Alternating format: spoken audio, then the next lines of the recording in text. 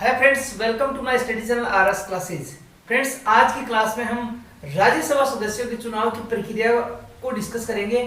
Friends, अगर video आपको अच्छा लगे तो लाइक और शेयर जरूर करना। अगर आपने मेरे चैनल को सब्सक्राइब नहीं किया तो please subscribe it and press the bell icon, ताकि मेरे आने वाली वीडियोज की नोटिफिकेशन आपको मिलती रहे। तो फ्रेंड्स, चलते हैं अपने टॉपिक की ओर। फ्रेंड्स, जैसा कि अपना टॉपिक है राज्यसभा सदस्यों के चुनाव की प्रक्रिया। फ्रेंड्स, राज्यसभा के सदस्यों का चुनाव लोकसभा और विधानसभा सदस्यों के चुनाव की प्रक्रिया से अलग है। तो फ्रेंड्स, ये प्रक्रिया क्या है और इनका इलेक्शन किस हिसाब से होता है, वो पूरा इस क्लास में हम डिस्कस करेंगे। फ्रेंड्स, थोड़ा मैं राज्यसभा के बारे में आपको पहले बता देता हूँ। फ्रेंड्स, जैसा कि आपको पता है, राज्यसभा में मैक्स जो सीटें निर्धारित है वो कितनी है, 250 सीटें हैं राज्यसभा में। राज्यसभा को वैसे कौन सा सदन बोलते हैं, उच्च सदन यानी अपर हाउस। ठीक है, ये क्या होता है, राज्यों का सदन है, यानी राज्यों का प्रतिनिधित्व करता है। ठीक है, अभी वर्तमान में राज्यसभा की सीटें कितनी है, एट प्रेजेंट कितनी है, 245 सीटें हैं। कितनी है, 245। और 5 सीटें जो बच गई वो सीटें क्या है, रिजर्व्ड हैं। क्या है, रिजर्व्ड हैं। और किस लिए रिजर्व्ड है, अगर हमने भविष्य में अपना अक्साई चीन और पीओके वापस लेंगे तो वहां भी कुछ सीटें देनी होगी। उसके लिए हमने क्या कर रखी है, 5 सीटें रिजर्व रख रखी है। तो ये 5 सीटें क्या है, रिजर्व्ड है। अब इसमें जो 245 सीटें हैं उनका डिस्ट्रीब्यूशन कैसे है, 245 में से क्या है, 233 और 12 ये सीटों का अलग अलग डिस्ट्रीब्यूशन है। 233 में कौन है, स्टेट प्लस यूनियन टेरिटरीज, यानी राज्य और केंद्र शासित जो प्रदेश हैं उनसे मिलाकर कितनी सीट है, 233। और 12 सदस्य क्या है, मनोनीत होते हैं, नॉमिनेटेड होते हैं। इनको मनोनीत कौन करता है, राष्ट्रपति करता है। और कैसे सदस्यों करता है, वो सदस्य जिन्हें साइंस यानी विज्ञान, साहित्य, कला और समाज सेवा में जो ख्याति प्राप्त लोग होते हैं उनको राष्ट्रपति क्या करता है, मनोनीत करता है। यानी ये इनकी डायरेक्ट एंट्री है राज्यसभा में। 12 सदस्यों की क्या है, राज्यसभा में डायरेक्ट एंट्री है। अब जो स्टेट और यूनियन टेरिटरीज कौन सी, वो यूनियन टेरिटरीज जिनमें विधानसभाएं हैं। अभी वर्तमान में कौन कौन सी यूनियन टेरिटरीज में विधानसभा है, दिल्ली और पुडुचेरी में। किसमें है, दिल्ली और पुडुचेरी।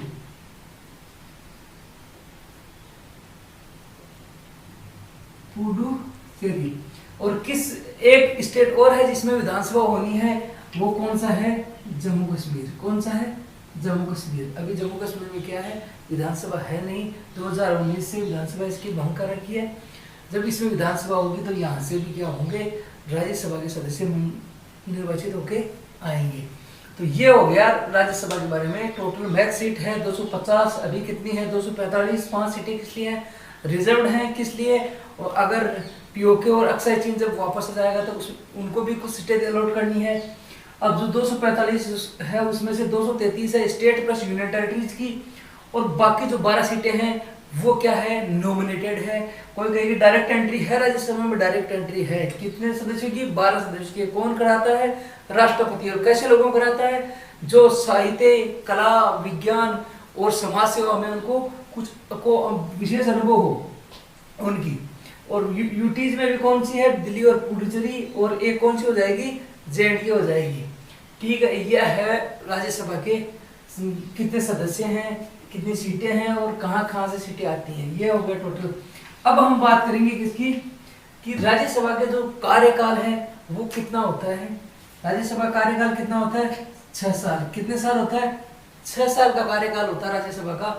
और हर 2 साल में क्या होता है, इसके 1/3 सदस्य क्या हो जाते हैं, सेवानिवृत्त हो जाते हैं, यानी रिटायर्ड हो जाते हैं। कितने, हर 2 साल में कितने सदस्य, 1/3 क्या हो जाते हैं, सेवानिवृत्त हो जाते हैं, रिटायर्ड हो जाते हैं। तो क्या होगा, हर 2 साल बाद में क्या कराना पड़ेगा, जो रिटायर्ड हो गए उनकी जगह दूसरे सदस्यों के लिए क्या कराना पड़ेगा, चुनाव कराना पड़ेगा। ठीक है फ्रेंड्स, तो ये मोटी मोटी बात आपको राज्यसभा की समझ में आ गई होगी। अब मान लो कि ऐसा हो जाए कि कोई सदस्य जो राज्यसभा का जो एमपी है वो ड्यूरिंग वर्किंग या तो उनकी डेथ हो गई हो या उन्होंने रेजिग्नेशन दे दिया हो, तो क्या होगा, तो ऐसे में क्या हो गया, अगर उस सीट पे क्या होगा, री इलेक्शन होगा, दोबारा जो बाईपोल होगा, उपचुनाव होगा, तो उसमें क्या होगा, जो सदस्य आएगा वो कितने कार्यकाल के लिए रहेगा। मेन बात यह है कि अगर कोई की मृत्यु हो गई तो उसकी जगह अगर कोई दूसरा सदस्य चुन के आएगा तो उसका कार्यकाल कितना होगा, तो उसका कार्यकाल जितना जो जिसने रेजिग्नेशन दिया है, जिनकी डेथ हुई, उनका जो कार्यकाल बचा है उसी पीरियड के लिए वो क्या होगा, राज्यसभा का सदस्य रहेगा। चाहे 4 साल बचा हो, 5 साल बचा हो, 2 साल बचा हो, तो 2 साल के इतने साल के लिए क्या रहेगा, राज्यसभा का सदस्य रहेगा। अब बात है कि इसमें और जो लोकसभा और विधानसभा के जो चुनाव है उनमें क्या डिफरेंस है। देखो फ्रेंड्स, लोकसभा और विधानसभा के चुनाव और इनके चुनाव दोनों बिल्कुल अलग हैं। लोकसभा और विधानसभा के चुनाव में क्या होता है, आम पब्लिक यानी जनता क्या लेती है, डायरेक्टली भाग लेती है, यानी प्रत्यक्ष रूप से क्या होती है, भाग लेती है। लेकिन आपने कभी नहीं देखा होगा कि राज्यसभा के सदस्य का चुनाव हो और हमने वोटिंग की, ऐसा नहीं होता। यानी इसमें अप्रत्यक्ष चुनाव प्रणाली है, यानी पब्लिक क्या होती है, जनता क्या होती है, डायरेक्टली इसमें भाग नहीं लेती है। तो कौन भाग लेते हैं फिर, तो इनके चुनाव में भाग कौन लेते हैं, राज्यों की विधानसभा हो गई। विधानसभा में विधान परिषद बात नहीं करता है, क्योंकि कई कई राज्यों में विधान परिषद भी है, तो मैं बात कर रहा हूँ विधानसभा की। विधानसभा के जो एमएलए हैं और साथ ही साथ यूनियन टेरिटरीज हैं जिनमें विधानसभा है, उनके एमएलए हैं, वो क्या करते हैं, इनका चुनाव करते हैं, किनका, राज्यसभा के सदस्यों का। और राज्यसभा और लोकसभा दोनों के सदस्य क्या कहलाते हैं, एमपीज कहलाते हैं, मेंबर ऑफ पार्लियामेंट कहलाते हैं, यानी सांसद कहलाते हैं। ये कंफ्यूजन क्लियर। तो फ्रेंड्स, इनके चुनाव में कौन भाग लेते हैं, एमएलए भाग लेते हैं। और एमएलए कौन से, जो विधानसभाओं के हैं, राज्यों की और यूनियन टेरिटरीज की। उन्होंने बता दी कि कौन कौन सी यूनियन टेरिटरीज हैं, तो इनके एमएलए भाग लेते हैं। ठीक है फ्रेंड्स। अब देखा जाए तो जो लोकसभा के चुनाव में क्या होता है, जैसे मान लो आपके यहाँ लोकसभा क्षेत्र है, कोई किसी लोकसभा क्षेत्र में इलेक्शन हो रहा है, आपके यहाँ एक लोकसभा क्षेत्र है और उस लोकसभा क्षेत्र के लिए मान लो कितने कैंडिडेट खड़े हुए हैं, 3 कैंडिडेट खड़े हुए, ए, बी और सी, 3 कैंडिडेट खड़े हुए हैं। एक को वोट मिले, मान लो टोटल वोट है 100 वोट है, एक को वोट मिला कितना, 40 वोट मिला, एक को 39 वोट मिला और एक को मिल गया 21। ये 100 वोट है, इसमें से ऐसे वोटों का डिस्ट्रीब्यूशन हुआ कि एक को 40 वोट मिले, एक को 39 मिले और एक को 21 वोट मिले। तो इसमें क्या होता है, जिसको ज्यादा वोट मिला, अब तो ज्यादा किसको मिला, ए को मिला, लेकिन बी को तो सिर्फ एक ही वोट कम है इससे, तो बी 2 नंबर पे है, ये 3 नंबर पे है, तो इसमें कोई नंबर नहीं होता। इसमें सीधा है, जिसके पास ज्यादा है, चाहे एक ही वोट ज्यादा क्यों ना हो, वो क्या हो जाता है, जीत जाता है। अब देखो, अब एक को वोट देने वाले कितने थे, 40 लोग थे, लेकिन बी वोट से दोनों को वोट देने वाले कितने लोग थे, 60 लोग थे। यहाँ दोनों को मिलाएंगे तो कितने लोग थे, 60 लोग थे। अब इन 60 लोगों का जो उम्मीदवार थे वो तो हार गए, लेकिन 40 लोगों का उम्मीदवार क्या हो गया, जीत गया। तो इसमें क्या, इन 60 का प्रतिनिधित्व किया, ये सिर्फ 40 लोगों का प्रतिनिधित्व किया ना, ये 60 का तो कैंडिडेट हार गया, तो इनके वोट तो क्या हो गए, वेस्ट चले गए। लेकिन जो राज्यसभा इलेक्शन के सदस्यों का जो इलेक्शन होता है उसमें ऐसा नहीं है। तो इसको कौन सा सिस्टम बोला जाता है, जो राज्यसभा के सदस्य हैं उस वाले सिस्टम को क्या बोला जाता है, इसको बोलता है single transferable vote system based on, क्या हो गया, based on proportional representation, STV, based on proportional representation, यानी एकल हस्तांतरणीय वोट पद्धति, मत पद्धति, और किस पर आधारित होती है, आनुपातिक प्रतिनिधित्व पे। यानी वोट एक ही होगा, लेकिन वो वोट क्या हो जाएगा, ट्रांसफर होगा, और क्या होगा, इसमें आनुपातिक प्रतिनिधित्व मिलेगा। क्योंकि जैसे अभी मैंने बताया कि 60 लोगों का उम्मीदवार जीत, 40 लोगों का उम्मीदवार जीत गया और 60 का उम्मीदवार हार गया, तो 60 लोगों को तो प्रतिनिधित्व नहीं मिला ना, सिर्फ 40 का आदमी उम्मीदवार जीता है। तो इसमें ऐसा नहीं होता, इसमें होता है आपकी सीटों के हिसाब से, आप जिस राज्य की विधानसभा में कितनी सीटें किस पार्टी की है, उसी के हिसाब से इसमें क्या होता है, सीटें, राज्यसभा में सीटें मिलती हैं। ठीक है, और इसमें वोट आपका वेस्ट नहीं जाता है, क्या नहीं जाता, आपका वोट वेस्ट नहीं जाता है। वो कैसे, देखो पहले तो मैं थोड़ा इस राज्यसभा के बारे में सीटों को बता। सीटें होती है जो अलॉट होती है, वो हमारे फोर्थ शेड्यूल में दे रखा है। राज्य और जो केंद्र शासित प्रदेश हैं उनको राज्यसभा में कैसी सीटें मिलेगी, उनका आवंटन चौथी अनुसूची में दे रखा है। जो अनुसूची नंबर 4 है उसमें दे रखा है। और ये कैसे होता है, जनसंख्या के आधार पर होता है। आप देखोगे यूपी के पास राज्यसभा की 31 सीट है, राजस्थान के पास 10 सीट है। ऐसे ही जो नॉर्थ ईस्ट स्टेट्स हैं उनके पास क्या है, 1 सीटें भी हैं कईयों के पास। तो ये होती है जनसंख्या के आधार पर। ठीक है फ्रेंड्स, तो अब मैं एग्जाम्पल लेता हूँ किसका, राजस्थान का। ठीक है, अब मैं मेरे स्टेट राजस्थान का एग्जाम्पल लेता हूँ। राजस्थान में अभी विधानसभा की कितनी सीटें हैं, विधानसभा में टोटल 200 सीटें हैं। कितनी है, 200 सीट हैं। और 200 सीटों में से बीजेपी और कांग्रेस, बीजेपी और इसके जो फ्रेंड्स सहयोगी हैं, अलाइड हैं, उनके पास है 76। और कांग्रेस और इसके जो अलाइज हैं उनके पास है 124। ये सीटों का अभी राजस्थान में डिस्ट्रीब्यूशन है। अब राजस्थान में जो राज्यसभा की सीटें हैं वो हैं 10। राज्यसभा की सीटें कितनी हैं, राज्यसभा की सीट है 10। अब ऐसा तो है नहीं 10 की 10 सीटों पे एक साथ चुनाव होगा। क्यों, कितना 1/3 खाली होती सीटें हैं, तो लगभग 3 सीटें आएगी या कभी कभार 4 सीट एक साथ आएगी। तो 3 सीटों पे चुनाव होगा। एट ए टाइम चुनाव कितनी सीटों पे होगा, 3 सीटों पे होगा। जब 3 सीटों पे चुनाव होगा तो अब ये अगर हम लोकसभा वाले या विधानसभा के जो चुनाव होते हैं, जो एमएलए का चुनाव होता है या लोकसभा के जो एमपी का चुनाव होता है, उस हिसाब से करते हैं कि जिसको ज्यादा वोट मिलेगा वो जीत जाएगा। अब ये 3 सदस्य के लिए जो 3 सीटों के लिए जो सदस्य खड़े होंगे कांग्रेस वाले, तो सब 124 वोट डाल देंगे तो वो तो जीत जाएगा। फिर बीजेपी वाले को कहाँ इसमें रिप्रेजेंटेशन मिला, प्रतिनिधित्व इसको नहीं मिला। तो इसलिए इसको बोला जाता है कि इसमें आनुपातिक प्रतिनिधित्व होता है, यानी अनुपात के हिसाब से जैसे इनकी सीटें हैं इसी अनुपात में इनको राज्यसभा की सीटें, जो सीटें आई हैं उनमें से मिलेगी। अगर एक ही सीट हो तो अलग बात है, लेकिन एक से अधिक सीटें हैं तो इसके अनुपात में इनको मिलेगी। अब वो कैसे मिलेगी, देखो अब हमें पता है जो राज्यसभा सीटें हैं इनके लिए, सॉरी मैं ये फॉर्मूला बता देता हूँ इसका। जो विनिंग कोटा होता है, एक विनिंग कोटा, ये विनिंग कोटा होता है इसके लिए। तो राज्यसभा में इनकी जो सीटें हैं इनके लिए जब चुनाव होता है तो कितने वोट चाहिए उसके लिए एक विनिंग कोटा होता है। अब मान लो राजस्थान में मतलब मैंने बताया 3 सीटों के लिए चुनाव है। अब इन 3 सीटों के लिए विनिंग कोटा कितना होगा, यानी जो एक उम्मीदवार होगा उसको कितने वोट मिलने चाहिए कि वो ये चुनाव जीत जाए। तो इसके लिए क्या होगा, total valid vote, total valid vote बटा क्या हो गया, वैकेंसी, सीटें कितनी है, वैकेंसीज +1, और जो आएगा उसमें क्या कर देंगे हम +1 कर देंगे। मतलब टोटल वैलिड वोट, यानी विनिंग कोटा क्या होगा, टोटल वैलिड वोट, यानी कितने वोट हैं जो वैलिड है, यानी जो रिजेक्ट नहीं हुई है।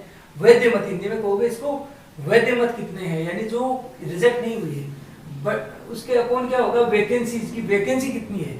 अब देखो यार वैकेंसी कितनी है, 3 सीटों की वैकेंसी है, तो 3 सीटें हो जाएगी प्लस उसमें क्या कर देंगे, 1 कर देंगे, और जो आंसर आएगा उसमें क्या करेंगे, फिर 1 ऐड कर देंगे, ये विनिंग कोटा हो जाएगा।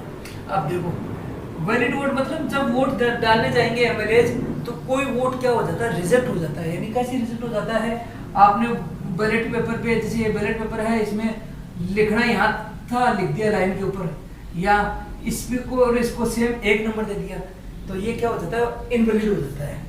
तो जो उसको उस वोट को गिना नहीं जाता फिर। तो जो वैलिड वोट मान लेते हैं हम राजस्थान में, अब 200 एमएलए ने वोट दिया और 200 को 200 क्या है, वैलिड है, तो यहाँ लिख देंगे 200, कोई रिजेक्ट नहीं हुआ मान लेते हैं। वैकेंसी कितनी है, 3 + 1 कितने हो गए, 4। अब जो आंसर आएगा उसमें क्या करेंगे हम, 1 जोड़ देंगे, तो ये कितना हो गया, 200/4 + 1, ये कितना, 200 में 4 का भाग दोगे 5 बार, तो ये हो गया 50 + 1 बराबर कितना हो गया, 51। यानी जिस कैंडिडेट को, जिस भी कैंडिडेट को अगर 51 वोट मिल गए तो वो कैंडिडेट क्या हो जाएगा, जीत जाएगा इसमें। तो ये 51 वोट लाना इसमें कंपलसरी है, लेकिन या लोकसभा और जो विधानसभा के एमएलए का जो इलेक्शन होता है, हम वोट डालने जाते हैं, तो क्या उसमें ऐसा सिस्टम होता है कि भाई इतना वोट लाएगा वो जीतेगा? ऐसा नहीं होता। उसमें जिसके पास ज्यादा वोट है, अगर 20 खड़े हो गए तो 20 में जिसके पास ज्यादा है वो जीत जाएगा, अगर 2 खड़े हुए तो 2 में जिसके पास ज्यादा है वो जीत जाएगा। इसमें ऐसा नहीं है, इसमें विनिंग कोटा होता है, उतना आपको लाना ही लाना है। आप 51 वोट लाने ही लाने हैं। अगर सीटें हैं 3 की 4 होती तो ये कोटा क्या हो जाता, कम हो जाता। अगर 2 होती तो कोटा क्या हो जाता, बढ़ जाता। ठीक है, यानी इस फॉर्मूले के हिसाब से कोटा आता है। अब कोटा कितना हो गया, 51 है। यानी अब जिस एमएलए के पास, जिस कैंडिडेट के पास 51 वोट्स आ गए वो क्या हो जाएगा, जीत जाएगा। अब क्या होगा, ठीक है, विनिंग कोटा मिल गया। अब सब पार्टी वालों को, बीजेपी वालों को पता है, कांग्रेस वालों को पता है कि जब हम उम्मीदवार खड़े करेंगे तो अपने पास एक उम्मीदवार को जिताने के लिए 51 वोट होने चाहिए। अब देखो यहाँ को बीजेपी के पास कितना था, 76, तो एक उम्मीदवार तो बीजेपी का जीत सकता है यहाँ पे।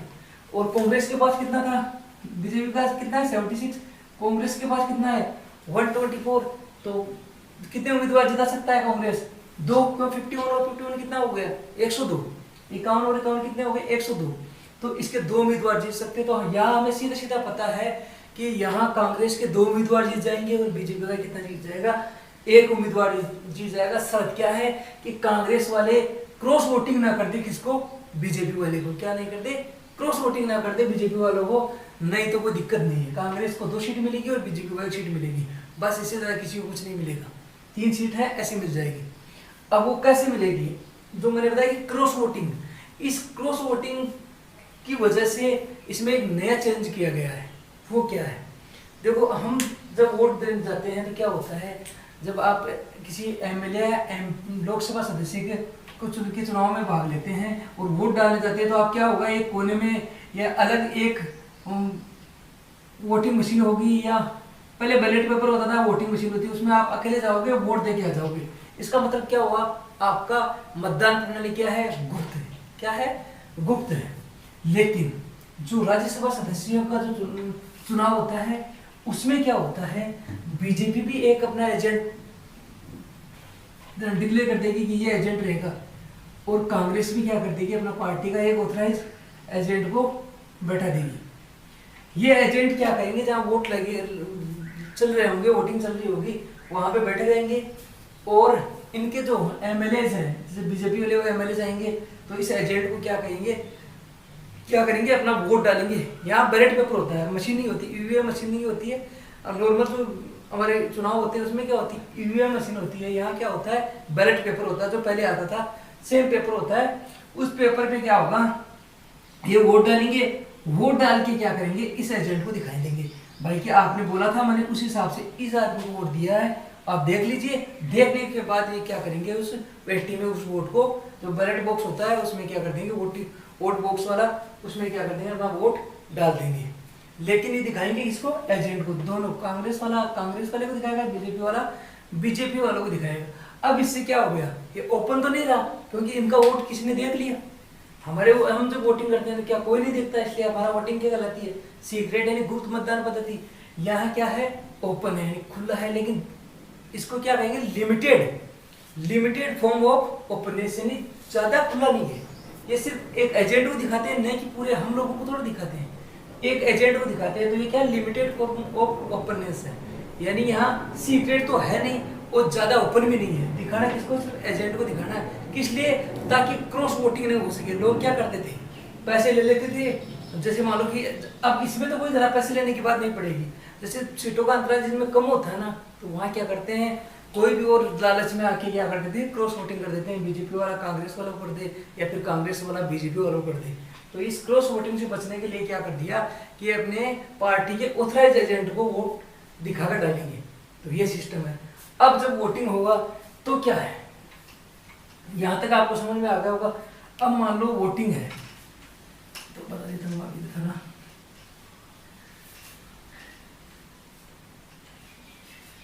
अब जिस दिन वोटिंग होनी है उस दिन क्या होगा, एक बैलेट पेपर दिया जाएगा। ये एक बैलेट पेपर होगा, ठीक है। इसमें क्या होगा, एक तरफ जो उम्मीदवार हैं उनका नाम होगा, और दूसरी तरफ क्या होगा, प्रेफरेंस होगी। प्रीफरेंस यानी वरीयता। इसमें कि मैंने बताया कि आपका वोट खराब नहीं जाएगा। तो मान लो ये 3 सीटें थी, बीजेपी ने भी अपने 2 उम्मीदवार खड़े कर दिए और कांग्रेस ने भी क्या किया, 2 उम्मीदवार खड़े कर दिए। मान लो बीजेपी के उम्मीदवार हैं ए और बी, कांग्रेस के उम्मीदवार हैं सी और डी। ठीक है, अब क्या होगा, इनमें जब ये एमएलए वोट देने जाएगा, एक एमएलए को ये बैलेट पेपर मिलेगा। अब इस बैलेट पेपर पे एमएलए को क्या करना है, चारों को वरीयता क्रम देना है। यानी जो उसका पसंद का उम्मीदवार है उसको नंबर 1 देगा, उसके बाद दूसरी पसंद क्या है उसको 2 देगा, तीसरी पसंद क्या है उसको नंबर 3 देगा और चौथी पसंद को नंबर 4 देगा। अब ऐसा भी नहीं कर सकता कि दोनों उम्मीदवारों को 1 नंबर दे दे, ऐसा भी नहीं, ऐसा कर दिया तो ये हो जाएगा इनवैलिड वोट। ठीक है, ये मैंने बताया था ना अभी, ये रिजेक्ट हो जाएगा, ये वैलिड वोट, ये वोट गिना नहीं जाएगा। तो क्या करना होगा, इनको अपना क्रम देना पड़ेगा। अब मान लो बीजेपी वाला जाएगा, अब एक को 1 नंबर दे दिया है, फिर अगर बी इसी के पार्टी का है तो 2 नंबर अपनी वाली पार्टी को देगा, फिर तीसरा और चौथा देना ही है, ये कांग्रेस वालों को दे देगा। ऐसे ही कांग्रेस वाला जाएगा, अपने वाले को 1 दे देगा, दूसरे वाले 2 3 4, ऐसे क्या करेंगे, इनको वरीयता क्रम देंगे। ठीक है, अब मैंने बताया था कि ये एजेंट को दिखाएंगे अपना वोट। अब जैसे मान लो कांग्रेस के जो एमएलए हैं वो वोट देने गए, तो कांग्रेस के कितने टोटल 124, तो ये एजेंट उन वोटों को काउंट करता रहेगा कि हमारा विनिंग कोटा पूरा हो रहा है कि नहीं। तो इन्होंने जैसे मान लो कि 51 हो गया तो 1-2 एक्स्ट्रा वोट ले लेगा, पता नहीं कि कोई रिजेक्ट ना हो। तो मान लो 51 से 53 तक वोट ले लिए, क्योंकि इन्हें पता है कि अपनी 2 सीट मिलनी है, इससे ज़्यादा नहीं मिलना। अगर यहाँ सीटों का कंपटीशन ज़्यादा होता तो ये 51 ही लेता, ज़्यादा नहीं लेता। अब यहाँ क्या करेगा, यहाँ कहेगा भाई आधे आप इसको वोट दे देना 1 नंबर पे, आधे आप दूसरे वाले कैंडिडेट को वो 1 नंबर पे देना, बाकी तीसरा और चौथा वरीयता किसको दे देना, बीजेपी वालों को देना। वरीयता तो देना ही पड़ेगा इनको, तो बाकी वरीयता आप क्या बीजेपी वालों को देना। अब पहली वरीयता की जब काउंटिंग होगी तो मान लो ए बीजेपी वाला था, इसको मान लो 51 मिल गए, बाकी देखो बीजेपी के कितने बच गए, 76 में 51 निकालोगे तो कितना 25 बच गए, 25 ये बी को मिल गए पहले वरीयता के, और इनके कितने हो गए, इन्होंने क्या किया आधे आधे दे देना आप, तो 124 में से कितना कर दिया 62 बताया क्या, 62। अब क्या होगा, अब देखा जाएगा जब काउंटिंग होगी तो पहली वरीयता चेक की जाएगी। अब इनके क्या होता है, एक वोट की वैल्यू, जो एमएलए का एक वोट होता है यह राज्यसभा के लिए, एक वोट की वैल्यू होती है 100, कितनी होती है 100, तो एक वोट मतलब 100 वोट गिने जाएंगे। ऐसे ही जो 51 वोट है ये कितना 5100, इतने वोट गिने जाएंगे। ठीक है, 5100 गिने जाएंगे, ये इनकी वैल्यू होती है। नहीं, एक वोट की कितने वोटों के बराबर होता है, बोले 100 वोटों के बराबर, तो उससे कोई फर्क नहीं पड़ता है क्योंकि सबके 100 लग जाएगा। पर मैं बता रहा हूँ जस्ट कि एक वोट की वैल्यू पूछे आपसे तो कितना है 100। ठीक है, अब यहाँ जब काउंटिंग होगी तो देखा जाएगा कि पहली वरीयता में किस किस को 51 मिल गए। तो यहाँ तो मैंने कहा क्लियर है, यहाँ तो कोई दिक्कत नहीं है कि बीजेपी वाले को 51 मिल गया तो ये जीत गया, इसको 51 के अबव है ये भी जीत गया, अभी 51 का क्रॉस कर दिया ये भी जीत गया, तीनों कैंडिडेट क्या हो गए, जीत गए। तो इसमें कोई कंफ्यूजन नहीं है क्योंकि इसमें सीटें ज़्यादा है। अब जो एग्जाम्पल देता हूँ कि मैं इसमें ट्रांसफर कैसे होता है। अब मान लो यहाँ तो ये नॉर्मल सिंपल ही हो गया, लेकिन ऐसा भी तो हो सकता है कि जहाँ सीटों का अंतराल कम हो। मान लो यहाँ कैंडिडेट ए था, बी, सी और डी, ठीक है, ऐसे कैंडिडेट थे। ठीक है, अब ए को मान लो, और विनिंग कोटा हम मान लेते हैं कि 51 ही है, एग्जाम्पल ये समझने के लिए क्या कर लेते हैं 51 मान लेते हैं। ए को वोट मिले कितने 50 वोट मिले, ठीक है, बी को वोट मिले 46 वोट मिले, ठीक है, सी को वोट मिले 45 वोट मिले, ठीक है, और डी को कितने मिल गए, इसको मान लो टोटल 12 वोट मिल गए।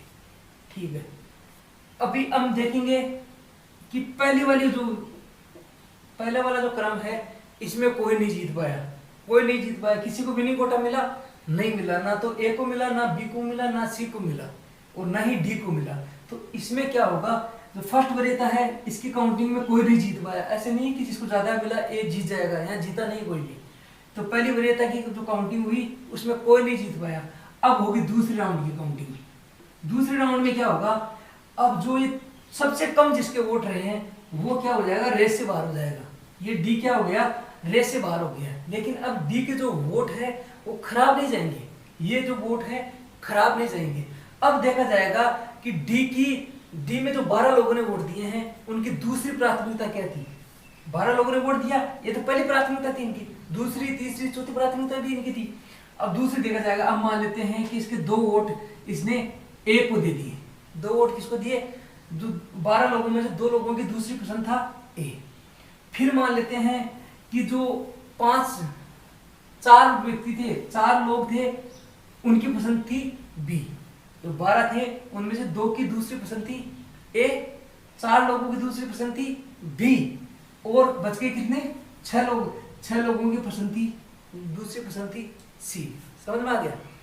पहली वरीयता में कोई नहीं जीत पाया, दूसरी वरीयता में क्या होगा, दूसरी वरीयता दूसरी काउंटिंग होगी, दूसरी राउंड की। तो पहली वरीयता में जो सबसे कम जिसको वोट मिले थे वो क्या होगा, रेस से बाहर, वो कौन था, डी को कितने वोट मिले थे पहली वरीयता में, 12 वोट।